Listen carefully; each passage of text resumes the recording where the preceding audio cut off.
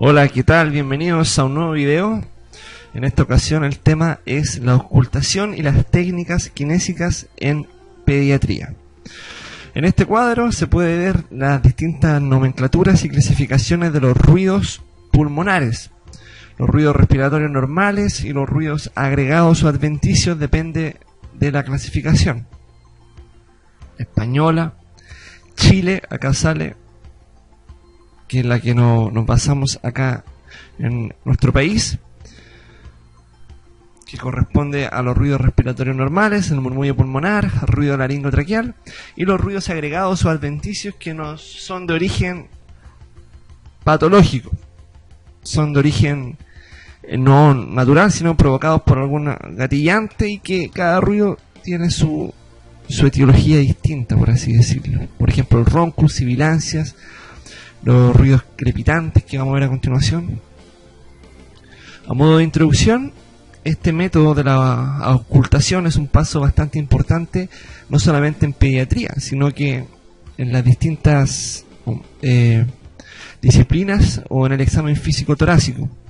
Bien, es un modo reproducible en el cual se puede objetivar ciertos ruidos agregados que nos indican patología. Bien, es una herramienta de seguimiento, se sirve para cualquier tipo de persona. Dice que dificultades en la auscultación del niño. ¿Por qué? Porque al niño no se le puede dar instrucciones, entonces no podemos decirle tome aire por la boca y bote por la boca, sino que él no lo controla, solamente respira, como en el caso de la foto, y uno tiene que estar con su habilidad que vaya desarrollando por la experiencia para poder captar y desarrollar esta parte del examen físico con mayor eficacia.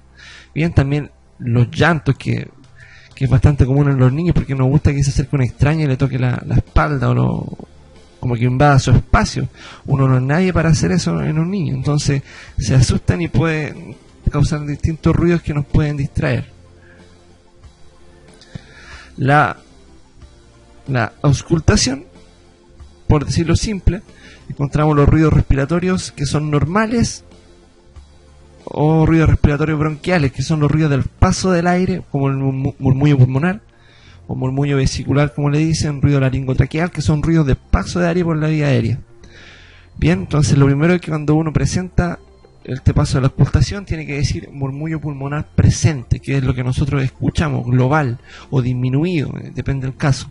Y por otro lado, luego de esta presentación de lo normal, comenzamos con lo anormal, si es que se ocurriera. Por ejemplo, los ruidos adventicios, tenemos la sibilancia, los crépitos,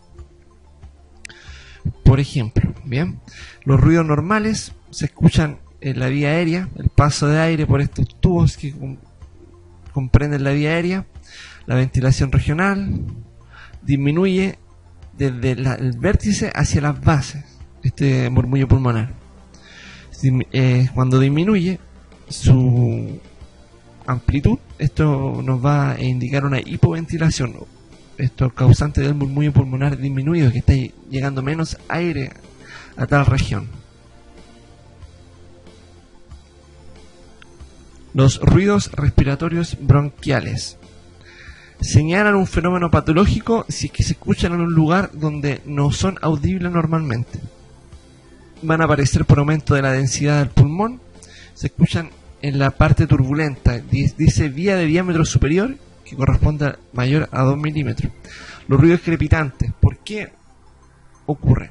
Hipótesis 1, burbujeo, o estos ruidos también se denominaban de burbuja, así, o en literatura más antigua. Por burbujeo es el ruido que hace el aire al pasar por las secreciones bronquiales que son patológicas, que se escucha, por ejemplo, si toman el pelo y empiezan a frotarlo entre sí, un ruido similar a ese, así. Y por otro lado, puede deberse a la apertura súbita de una vía respiratoria. Esto produce una igualación rápida de las presiones entre los territorios, y esta apertura súbita va a provocar un ruido como crépito, así como un crujido, así como pueden ver en otros videos. De hecho hay un video en este canal que muestra los ruidos respiratorios. Bien, la aplicación clínica en la fisioterapia, ¿de qué depende? De una frecuencia adecuada. A mayor frecuencia dice que es más distal un ruido. La posición de dependencia es un concepto que hay que entender.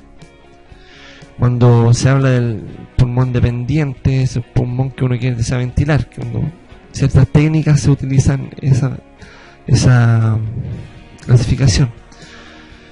Y fisiodependencia, respiración profunda, y todos pueden modificar los crujidos, pueden verse alterados también. Estos crujidos pueden ser de baja, media o alta frecuencia. De baja frecuencia por acumulación de secreciones en la vía proximal. La palpación manual identifica como los frémitos, eso es la palpación, en ambas fases, en la inspiración y la expiración. De media frecuencia ya es en vías respiratorias medias. No se puede apreciar con la mano, no hay frémitos palpables y se escuchan al final de la inspiración. De alta frecuencia se escuchan en territorios pulmonares periféricos, y esto es característico de las neumonias y las atelectasias.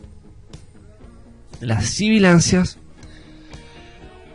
pueden ser monofónicas y polifónicas. Monofónica se refiere a una misma tonalidad en el punto de escucha, y polifónica que tiene múltiples tonalidades en el punto de escucha. ¿A qué se debe esto? A la polifonía, que puede el ruido proceder de distintos bronquios de diferentes lugares, entonces producen un timbre distinto, un sonido diferente.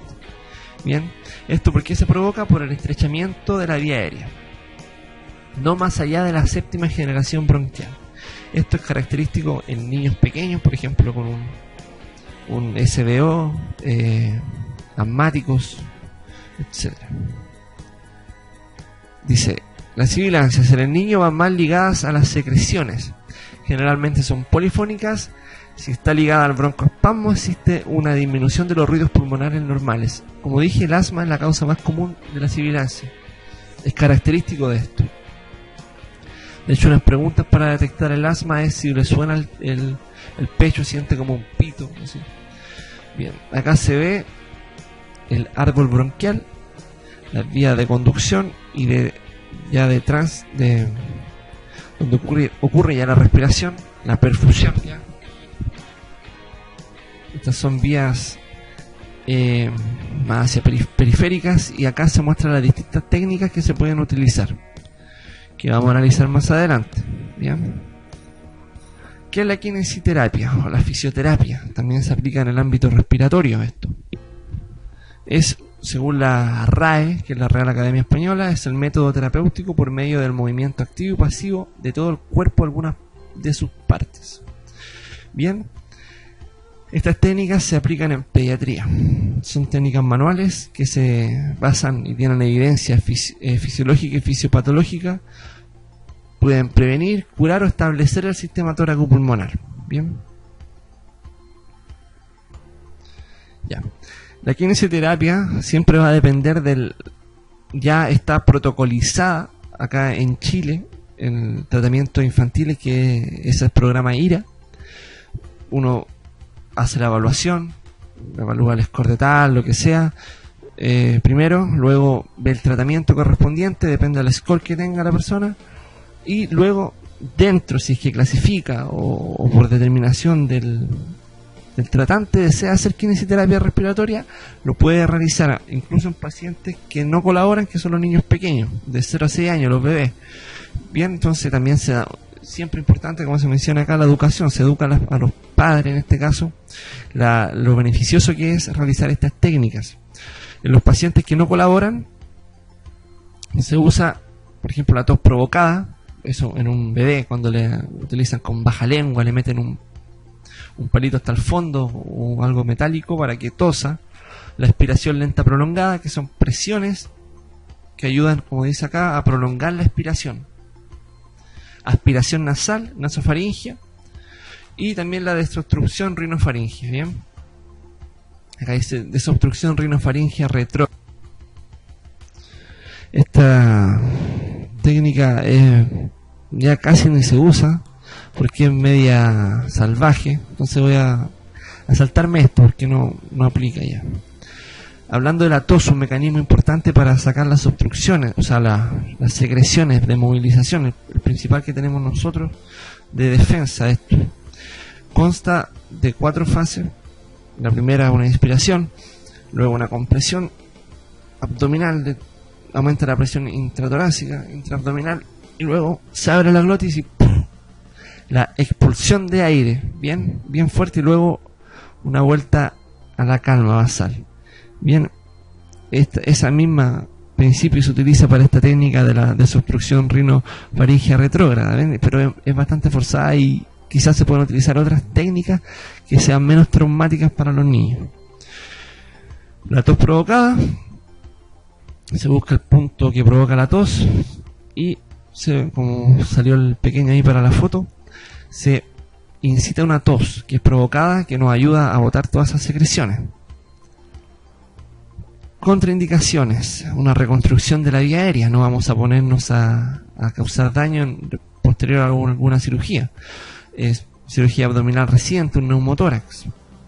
Expiración lenta prolongada, acá se ve el bebé actor que se está realizando. El bebé termina el ciclo inspiratorio, luego una expiración, bota aire y uno le realiza la presión desde abdominal hacia cefálico, mantiene, y con la mano, en ese caso la que tiene el anillo de la persona, realiza el patrón siguiendo la mecánica torácica del niño. Eso comprimiendo, y seguimos botando aire, así ayudando manualmente. ¿Bien? Y acá sigue el principio ya más físico de esta técnica, el modelo mecánico basado por este tipo, y esto explica acá. Este cuadro de acá es el tórax, el abdomen. F1 es la presión que es de caudal acefálico, y F2, siguiendo la mecánica respiratoria, botamos aire. Eso quiere decir, bien. Esas técnicas denominadas expiración lenta prolongada tienen todas sus bases científicas, sus estudios correspondientes. Ahora, los pacientes que cooperan, ya se puede dar instrucción, enseñar, educar técnicas para que puedan controlar su patología. La expiración lenta total con glotis abierta, o el GOL, es para mayores de 10 años. El ejercicio de débito inspiratorio también, drenaje autógeno y la tos asistida. Ahí uno es enseñar a toser. Enseñar a toser, ¿para qué? Para que este mecanismo sea eficaz. Por ejemplo, en un postoperatorio le enseña a la persona, como se ve acá, reclinada, con la cabeza hacia adelante, los hombros un poquito rotados, las manos entre medio de las piernas. Se le indica a la persona que haga varias inspiraciones lentas y profundas. Luego se le indica que tome aire profundo, lo retenga un par de segundos y que luego tosa varias veces. Bueno, ahí en YouTube pueden encontrar videos que ejemplifican esta técnica. La aspiración lenta total con glotis abierta en infralateral, el GOL. Bien, hacia abajo se coloca el pulmón dependiente, que se denomina, que es el pulmón al cual queremos ventilar, el que queremos trabajar. Esta técnica inicia de la capacidad residual funcional hasta el volumen residual.